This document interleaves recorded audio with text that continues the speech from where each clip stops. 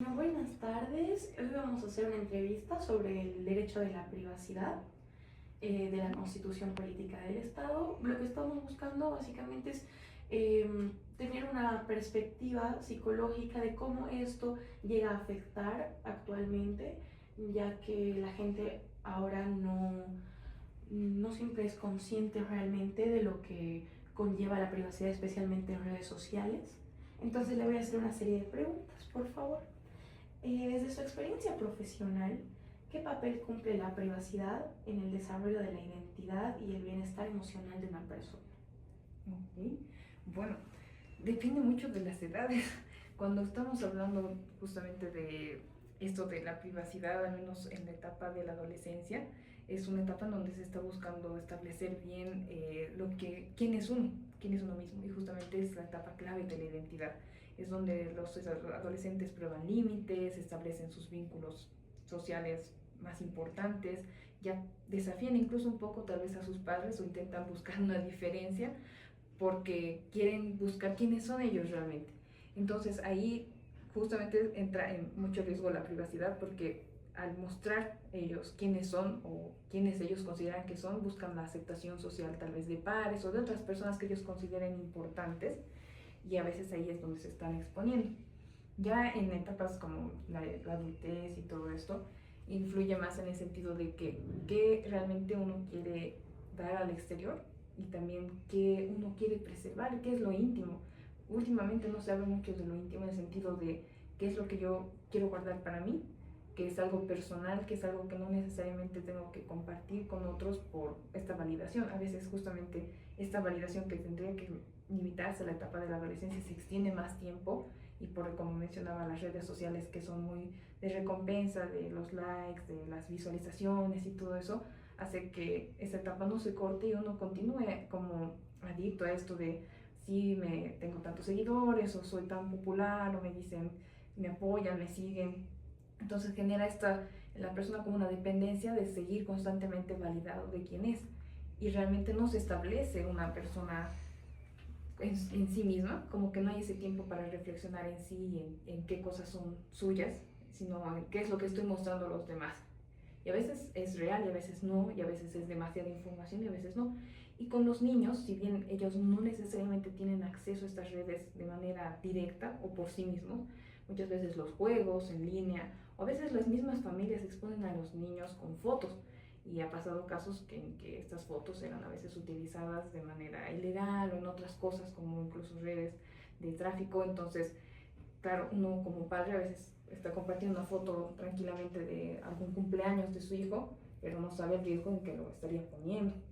Entonces, más ahora con la inteligencia artificial, ¿no? Que se pueden hacer videos falsos, un montón de cosas. Entonces, creo que hoy en día estamos como que en un proceso tal vez de cambio que es muy de golpe, justamente por todas las herramientas tecnológicas, y que no, tal vez nadie estaba tan preparado para prever todos esos riesgos.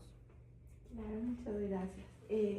La segunda, ¿qué efectos psicológicos puede generar vivir constantemente expuesto a la opinión, observación o juicio de otras personas, especialmente a través de las redes sociales? Uh-huh. Como ir adelantando un poco esto de, tal vez de como cierta adicción a los likes o a las visualizaciones, ¿no? Cierta adicción a que uno reciba, eso se vuelve como una recompensa, y claro, uno quiere repetir como ese subido de dopamina, de, me han seguido tantas personas, me han dado tantos likes. Entonces, sí, ese sería como el más fuerte, el efecto más fuerte, pero también generaría como cierta distorsión en la percepción, como mencionaba, si bien uno está tal vez en las redes compartiendo todo lo que cree que uno es o lo que le ha dado más likes o más visualizaciones, puede también generar cierta disonancia entre lo que uno realmente es o lo que uno realmente quiere, y uno está haciendo cosas que no le representan o no se siente cómodo o seguro y se sienta más decaído o más deprimido, o por el contrario, caer tal vez en una situación muy alienante en el sentido de identificarse con algo que no va consigo, pero justamente por convencerse a sí mismo cree que esa es la realidad y que así son las cosas, e incluso le puede afectar en algún momento que haya una caída, cambie la tendencia, cambie la moda, lo que sea, la persona se deprima y pueda caer en un estado grave. Entonces, requerir otros tipos de ayuda, como más allá de psicológica, puede ser hasta psiquiátrica. Entonces se genera más estos aspectos en cómo se percibe la persona y en esto de la adicción. Está bien.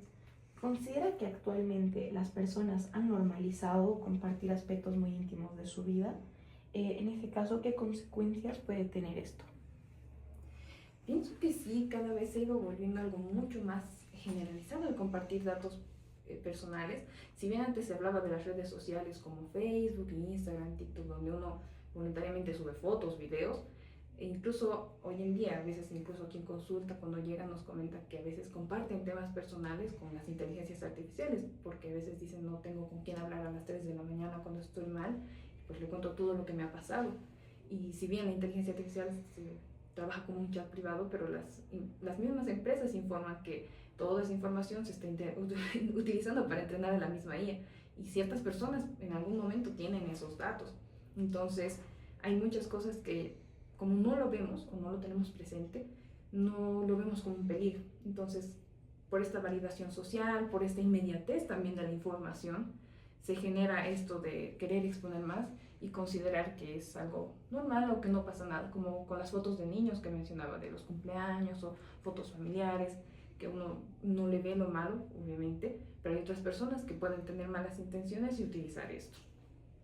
Está bien. 4. ¿Cómo puede afectar a una persona sentir que no tiene control sobre la información que otros conocen o difunden acerca de ella? En general, también eso es un tema interesante porque puede generar estados, como a veces decimos, de paranoia, justamente porque, claro, no sabe qué van a hacer con esos datos. Incluso con los menores, cuando hablamos de los niños y los adolescentes, con el ciberbullying, con las fotos falsas o con difundir esto por burlarse de alguna persona, le puede llevar a más adelante, aunque se resuelva ese problema, pensar que cualquier persona que tenga alguna foto o un dato suyo, le quiera hacer algo malo. Entonces también puede llevar al otro extremo de no querer compartir nada, aislarse, tener miedo de todas estas plataformas que no necesariamente tienen que ser como satanizadas, sino tienen que ser utilizadas conociendo realmente. Considero que lo más importante es que para cualquier cosa uno tiene que estar informado y tomar decisiones informadas.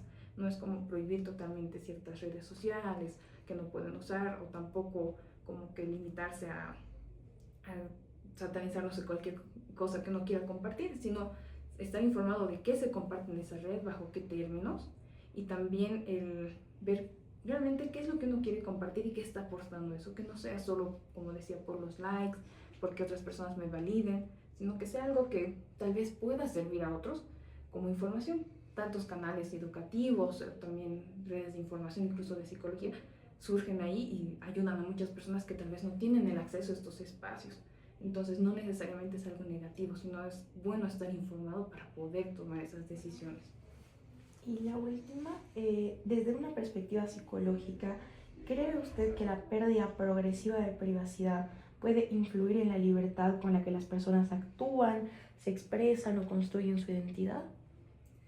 Sí, la verdad que sí, porque como mencionábamos antes, si bien está intentando mostrar algo de sí mismo, de su día a día o de las cosas que hace, por los likes esto se va como que distorsionando y ya uno no está compartiendo por el puro gusto de compartir, está compartiendo por los likes, está compartiendo por agradar a otras personas, y a veces por esto mismo empieza a ser, como decía, trends que son peligrosos, cualquier otra cosa que le exponga a situaciones de riesgo, incluso a su propia vida o a sus familias, como decía, o a personas cercanas. Entonces pienso que ya ahí no está actuando desde su libertad, sino está actuando más desde lo que sería el agradar a los demás o el buscar esa aceptación que tal vez no la encuentra de otra manera o no de esa intensidad. Entonces ya no está actuando por su cuenta, como decía, por el puro gusto de compartir algo que sea útil, como decía antes, o compartir algo que realmente le parezca importante, sino está compartiendo para agradar, está compartiendo para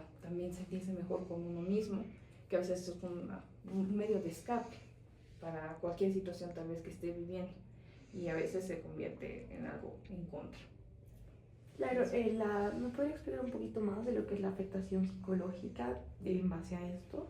Ya, principalmente sería está relacionado con esto que decía de los mecanismos de la adicción.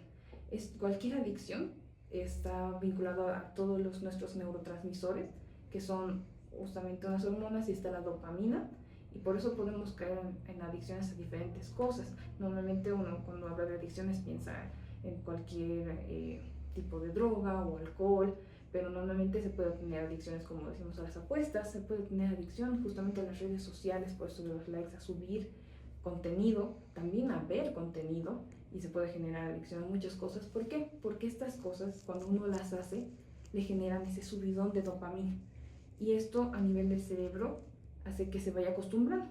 Entonces cada vez necesita más y más y más.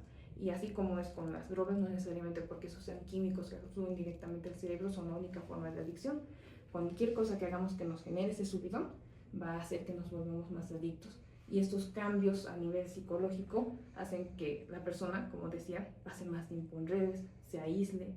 Ahora, si hay, como decía, algún cambio en la tendencia o ya no tiene tantos seguidores por algún motivo, empieza a tener conductas tal vez más extremas por conseguir estos likes o esas visualizaciones, o también puede llevarle a deprimirse, a aislarse, y puede caer en un cuadro depresivo grave por no haber podido sostener esa imagen que tenía de sí mismo, que no era tal vez la imagen real, sino era una imagen que publicaba en redes. Y también con respecto a esto de la privacidad, puede ser, como decía, llevarle a buscar otras cosas que le generen ese subidón. Entonces puede cambiar de red social, puede seguir como que buscando otras formas de hacer esto, y cada vez decaer más en su estado anímico y en su autopercepción. Creo que este tema lo que más afectaría es esa autopercepción que tiene, de lo que son realmente y lo que quieren mostrar, y también de lo que deben compartir y lo que no. Entonces no hay como un límite entre quiénes son y su identidad digital. Perfecto, muchas gracias por sus respuestas y por su tiempo. Ni nada.